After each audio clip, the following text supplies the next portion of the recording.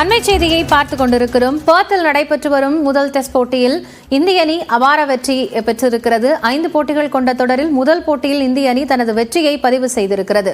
ஆஸ்திரேலியாவிற்கு எதிரான முதல் test cricket போட்டியில் இந்திய அணி இந்த சாதனையை நிகழ்த்தியிருக்கிறது. இந்திய வீரர்கள் சிறப்பாக விளையாடி வந்த நிலையில் தற்போது இந்த முதல் டெஸ்ட் கிரிக்கெட் போட்டியில் அபார வெற்றி பெற்றிருக்கிறார்கள். இந்திய அணி 295 ரன்கள் வித்தியாசத்தில் இந்த வெற்றியை பதிவு செய்திருக்கிறது. முதல் இன்னிங்ஸில் இந்தியா 150 ரன்களும் ஆஸ்திரேலிய அணி 104 ரன்களுக்கும் ஆல் அவுட் ஆனது.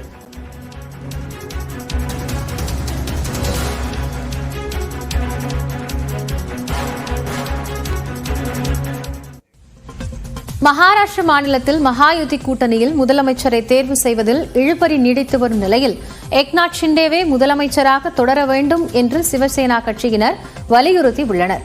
மகாராஷ்டிர சட்டப்பேரவைத் தேர்தலில் பாஜக தலைமையிலான மகாயுதி கூட்டணி 235 இடங்களில் வெற்றி பெற்று ஆட்சியை தக்க வைத்துள்ளது. பாஜக 131 இடங்களில் வெற்றி பெற்று தனிப்பெரும் கட்சியாக உருவெடுத்துள்ளது. இதைத் தொடர்ந்து பாஜக மூத்த தலைவரும் முன்னாள் முதலமைச்சருமான தேவேந்திர பட்னவிஸ் முதலமைச்சராக தேர்ந்தெடுக்கப்படலாம் என்ற எதிர்பார்ப்பு நிலவி வந்தது. இந்நிலையில் மும்பையில் செய்தியாளர்களிடம் பேசிய சிவசேனாவின் ஷிண்டே தரப்பு அமைச்சர் தீபக் கேசர்கர், சட்டமன்ற தேர்தலில் ஏக்நாத் ஷிண்டே தலைமையில் மகாயுதி கட்சியினர் சிறப்பாக பணியாற்றியதாக தெரிவித்தார். எனவே ஏக்நாத் ஷிண்டேவையே மீண்டும் முதலமைச்சராக நியமிக்க வேண்டும் என்று சிவசேனா எம்எல்ஏக்கள் விரும்புவதாக கூறினார். இதேபோன்று அஜித் பவாரை முதலமைச்சராக நியமிக்க வேண்டும் என்று தேசியவாத காங்கிரஸ் நிர்வாகிகள் கோரிக்கை விடுத்துள்ளனர்.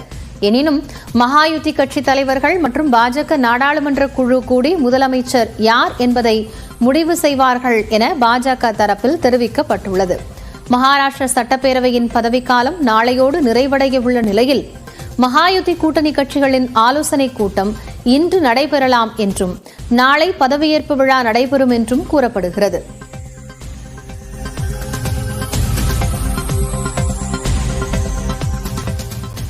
மதுரையில் அதிமுக கள ஆய்வுக் கூட்டத்தில் செல்லூர் ராஜுவுக்கு எதிராக பேசியவர்கள் மீது தாக்குதல் நடத்தப்பட்டதால் பரபரப்பு நிலவியது.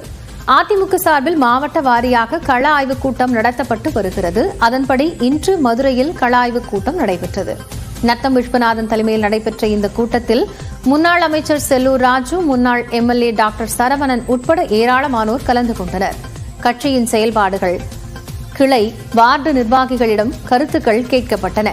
அப்போது பழங்காநத்தத்தைச் சேர்ந்த செழியன், பிபி குளத்தைச் சேர்ந்த ராமச்சந்திரன் ஆகியோர் எழுந்து செல்லூர் ராஜுவின் செயல்பாடுகள் குறித்து விசாரிக்கும்படி கோரிக்கை விடுத்தனர். இதனால் ஆவேசமடைந்த செல்லூர் ராஜுவின் ஆதரவாளர்கள் செழியன் மற்றும் ராமச்சந்திரன் மீது சரமாரியாக தாக்கினர்.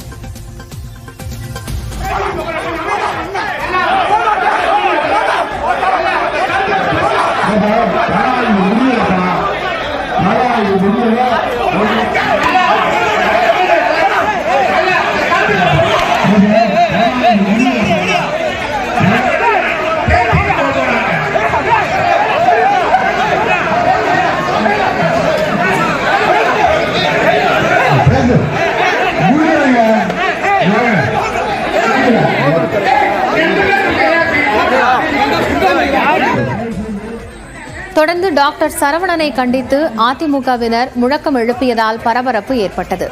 அதன் பின்னர் செய்தியாளர்களிடம் பேசிய நத்தம் விஸ்வநாதன் அதிமுக கூட்டத்தில் எந்த பிரச்சனையும் இல்லை என்று விளக்கமளித்தார்.